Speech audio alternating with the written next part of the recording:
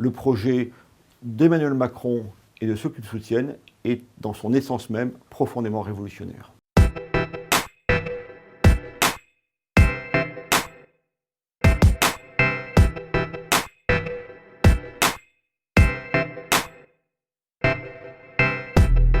Je suis très marqué par le renforcement du bloc créé autour d'Emmanuel Macron. On voit qu'après avoir pris le pouvoir avec 24% des suffrages exprimés au premier tour de la présidentielle, dont une bonne partie votait plutôt par défaut, eh bien, il est actuellement soutenu par un tiers des Français.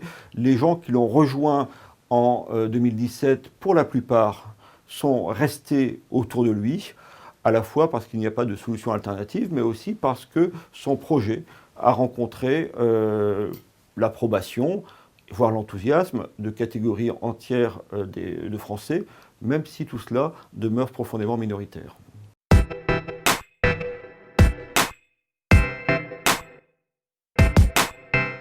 L'idéologie d'Emmanuel Macron, c'est celle qu'il exprime très précisément lorsqu'il parle de libération des énergies. Il s'agit en fait d'adapter le cadre social et peut-être même le cadre moral aux nécessités du temps en matière économique à travers la mondialisation et de faire finalement l'ouvrage historique de la bourgeoisie dans un régime qui est le nôtre, un régime économique qui est le nôtre, c'est-à-dire de sans cesse détruire les anciennes formes, sans cesse en créer de nouvelles, comme il l'avait dit, Emmanuel Macron, en intitulant son livre Révolution en 2016.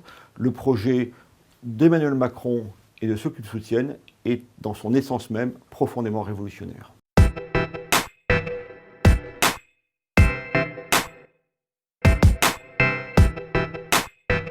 Oui, le propos de Jérôme Fourquet me paraît totalement justifié lorsqu'il s'agit de traiter des questions culturelles et, pour le dire tout net, des questions d'immigration.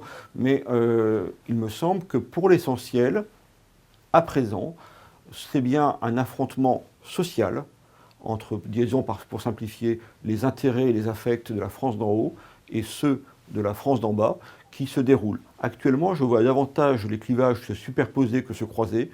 Je perçois bien davantage, en écrivant ce livre, la polarisation de la vie politique française et de sa vie sociale que la fragmentation. C'est du coup d'ailleurs ce qui nous fait rentrer dans une zone de conflit, une ère assez périlleuse, quand la société française devient un peu trop transparente, un peu trop lisible à elle-même. Peut-être que les enjeux sont un peu trop simples et que du coup, cela durcit les relations sociales et politiques.